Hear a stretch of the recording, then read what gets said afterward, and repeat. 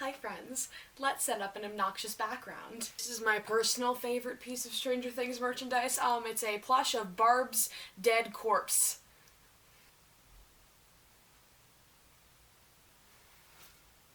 These hoes. Cute. We love siblings. Siblings. No! Barb, sweetie, I need you to cooperate. Can you believe?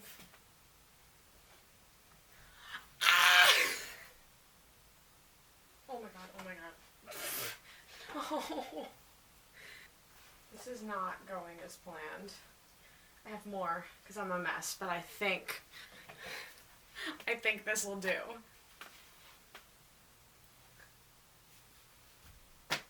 Hi friends, and welcome back to my YouTube channel. So today we are not doing an It video. Shocker, I know, considering the past like 5 videos I've uploaded have been about It. Today we are talking about her more kid-friendly cousin, Stranger Things. So Stranger Things is like my favorite TV show, like I'm gonna be honest. I love Stranger Things very much. And today, in relation to my last video that I made regarding It 2, I'm going to be doing a Stranger Things Season 3 bingo, because 2019 is a very exciting year for all of us folks in the 80s children fandom. So I have 16 little boxes here, plus 2 kind of bonus boxes on the back on this really ugly-ass bingo sheet of predictions and thoughts that I have about the upcoming Season 3, which comes out in less than a month.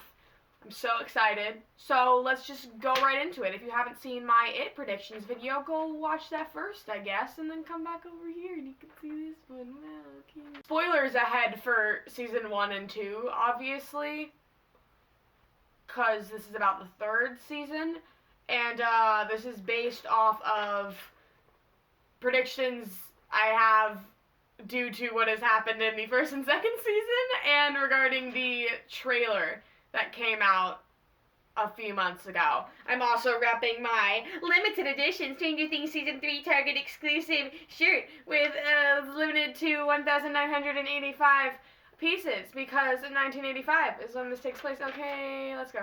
So box number 1 is Will catches a break. There have been rumors that Will, our poor little sad boy, is apparently going to get a bit of a break this season and is not going to be as sad. I don't believe them, let's be honest, but I put this on here anyways because I think that Will deserves a break. He's still crying in the trailer because fuck us, I guess, but he's been through a lot, you know, with getting kidnapped and sent into the Upside Down. His death got faked, so he was bullied in school. No! I was just trying to get Bendy Boy. My phone ringing, fuck off. Oh no. And you know, getting possessed by this bitch apparently wasn't enough, and he might have to suffer more.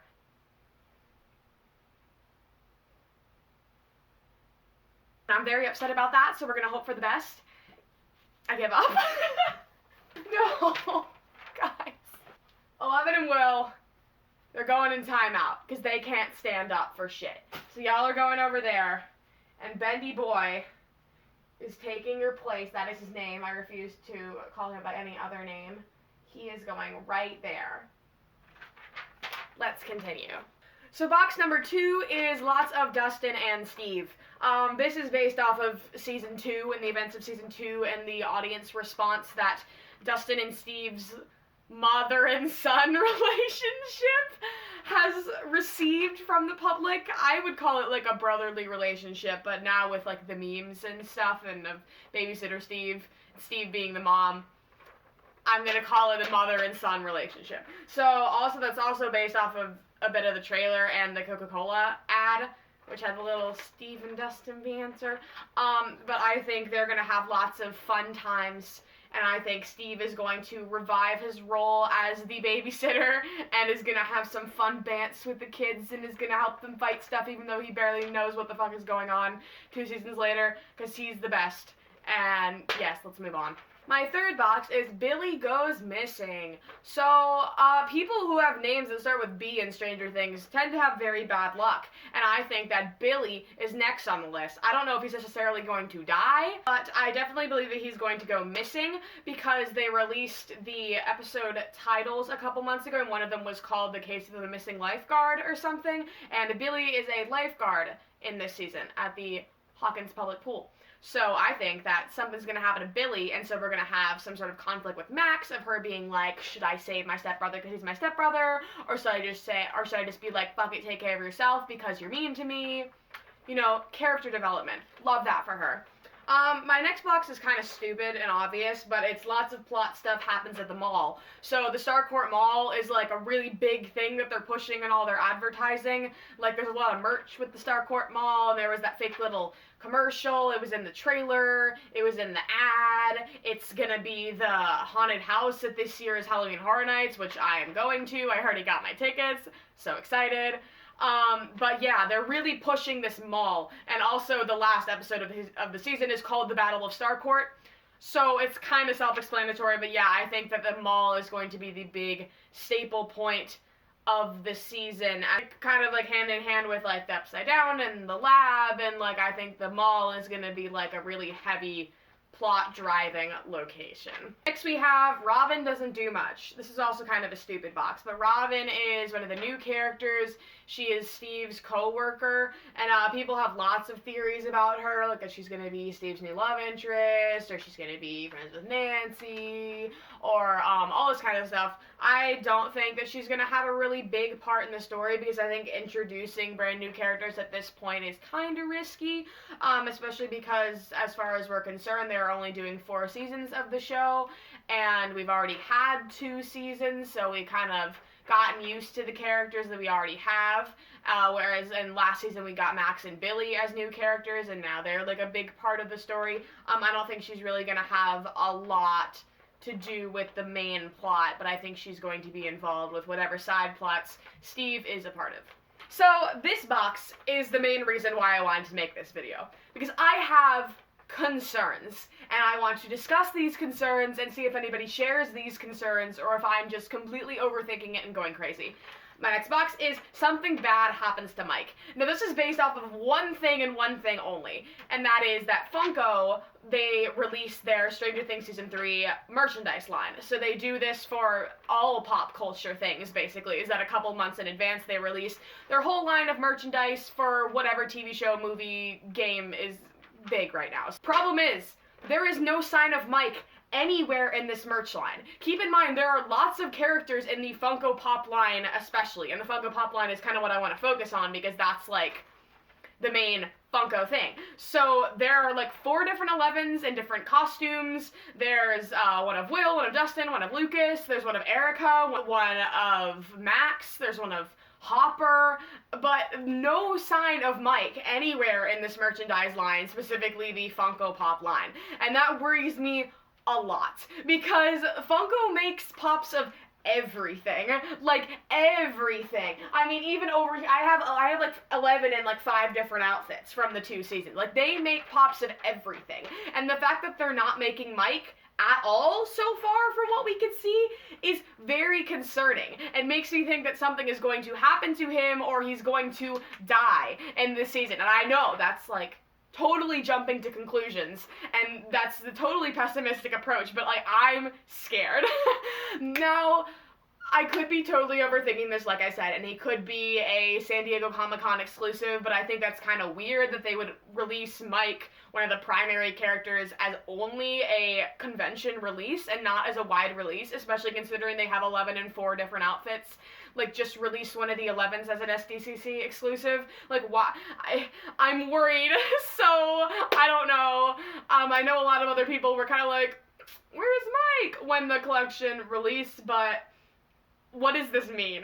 I'm very scared. So my theory right now is that something bad is going to happen to Mike, and that's why he did not get a Funko Pop.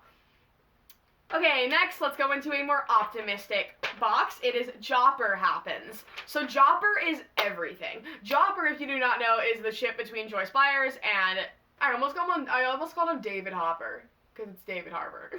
Okay. Between Joyce Byers and Jim Hopper, icons. From the very, very beginning, you can totally see that, like, Hopper, like, really, really, really cares about Joyce.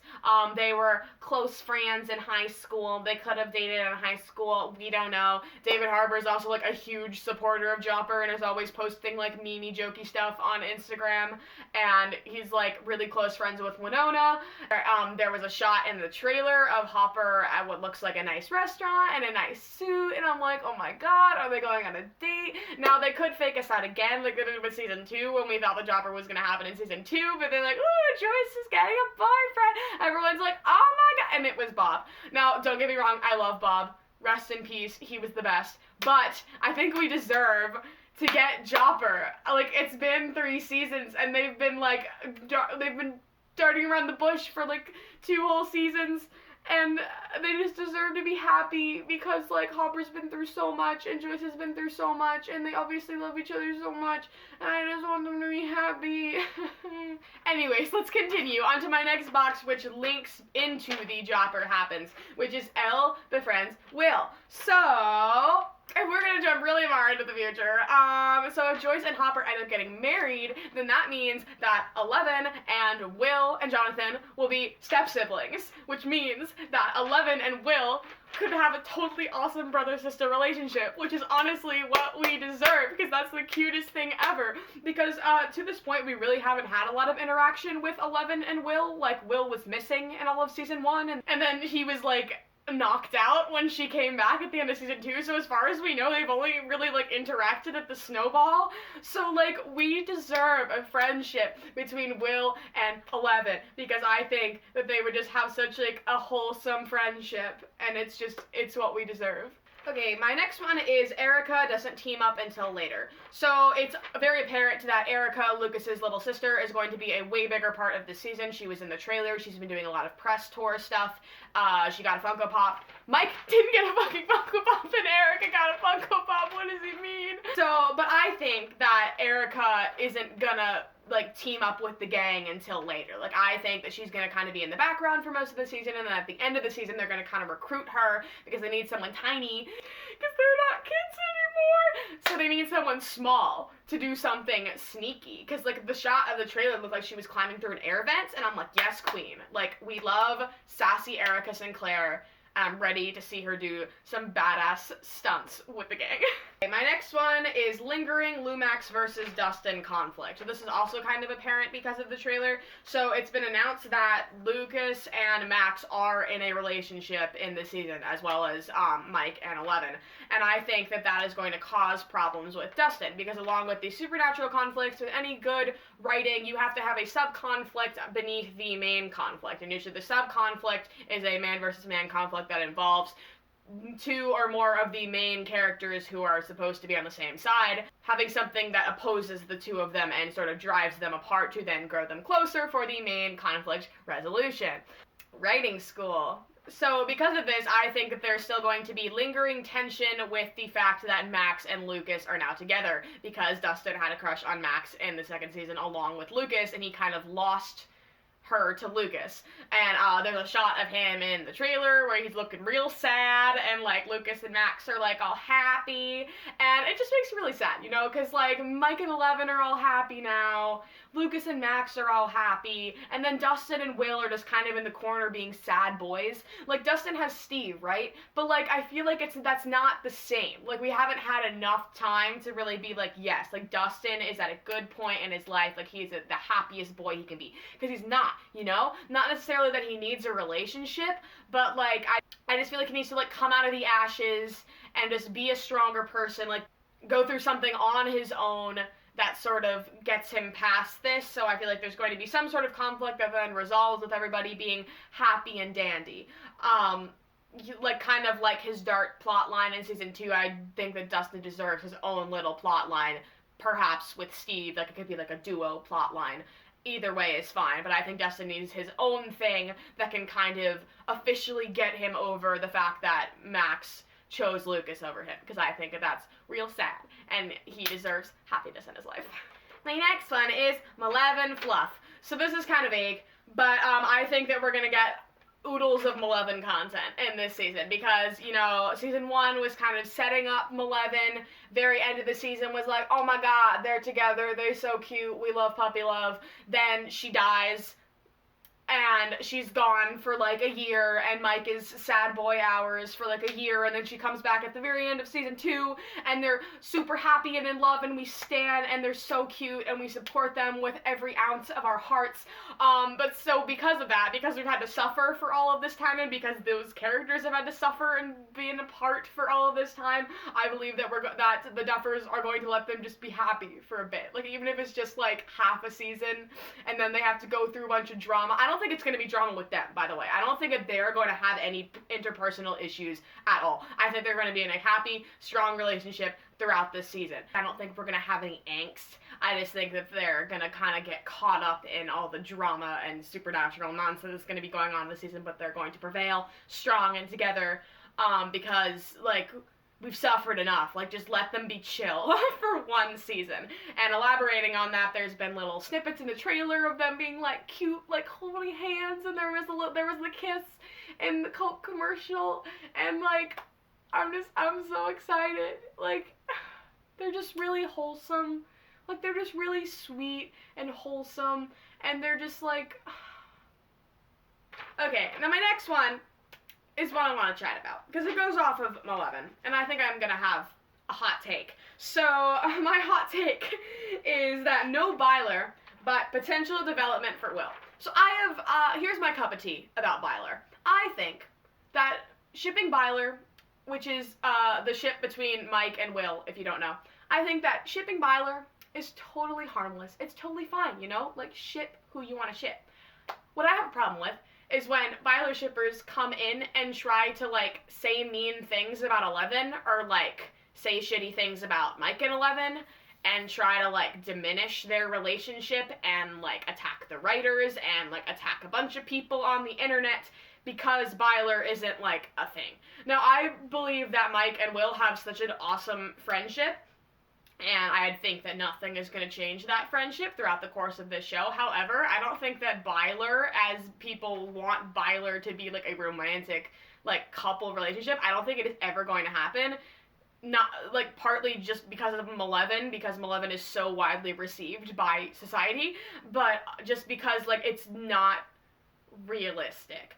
Okay, now, before y'all attack me, though, I do support the theory that Will Byers is gay, because I believe that there is a lot of valid evidence behind the fact. Like, because I mean, I'm a Reddy shipper, and I'm the kind of person who, like, believes with every ounce of my soul that Eddie Kasprak is gay. So, from that standpoint, like, I understand what people are coming from, and I do think that Will is gay, because of, like I said, like, strong evidence that has been portrayed in the show. However, wouldn't it be great if, like, Will got his own love interest that he could actually be with, that didn't interfere with another ship that people like? Like, what? There's a radical concept. Because here's the thing with Reddy. Like, the thing with Reddy is that they're not in relationships. Like, unless you count Myra, but, like, Myra doesn't count. Like, if you don't know it, then you don't know what I'm talking about. But for the people who do, who are, like, most of the people on my channel, I want to make this connection.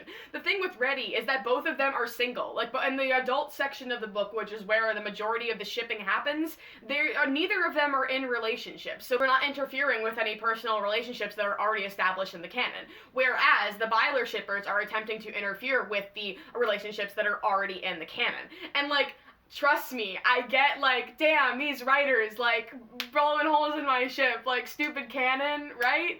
But there's a difference between, like, innocently shipping something and attacking people for shipping something that's canon because you want your non-canon ship to be what is canon. By potential development for Will, I think that we're eventually going to get to a point where maybe Will can be officially established as a gay character, and I think that it would be awesome if he got a love interest apart from Mike, because I think that, like, the theory of him, like, having a childhood crush on Mike is great and awesome, and that supports all of his development as a character with his sexuality, but I don't believe that Byler is ever going to be a thing that's established in the show. However, it'd be awesome if he could have his own cute little relationship, and then everybody could be happy in their own little relationships and their own little friend group together. Wouldn't that be great? Because I think that'd be great. Alright, next is, don't see Dema Spider till last 2 episodes. So I'm calling the new Demogorgon monster thing at the end of the trailer the Dema Spider, because we have the Demogorgon, then we have the Demodogs, because they kind of look like dogs, and now we have the Dema Spider, because it looks like a spider.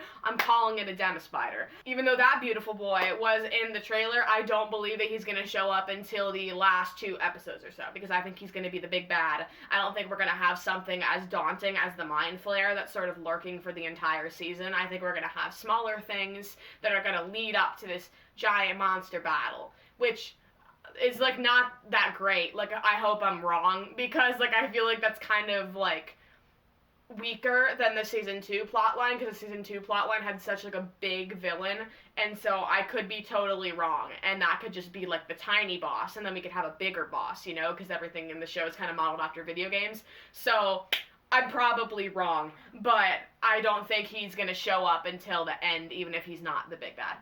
My next box is kind of vague. It's more character plot points. So I think this season is going to focus more around the characters' interpersonal relationships and sort of character conflicts as opposed to the big supernatural element, because obviously there is a big supernatural element. I think that because of Mike and Lucas now being in relationships, who were 2 original members of the party, I think they're going to be butting heads a bit with definitely Dustin and probably Will, because it's kind of like their friend group is being torn apart a bit, because now they're growing up and they're older and they're in high school, which is, like, crazy. They grow up so fast.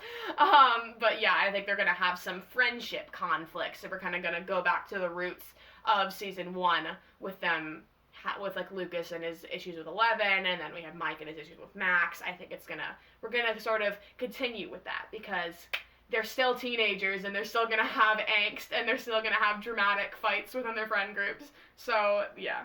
Next is 11 plus Nancy and Joyce with Max. So that's a super random box that doesn't make any sense. My point is, 11 is going to get the female friendships she deserves, because 11 has been around men her entire life. Like, think about it, right? Like, she got separated from her mother, like, when she was born. She was stuck in this facility with Brenner and all of these male scientists her entire life, and then when she escaped, she was with Benny, and then she was with Mike and Lucas and Dustin, and then she was with Hopper. Like, she's, like, men have been the center of her life for as long as she can remember, and so I think that having a strong friendship with Max, having a relationship with Nancy, having a relationship with Joyce, I think that's really going to enhance her character and sort of turn her more human in a way, because she still is sort of like a fish out of water and doesn't really fit in.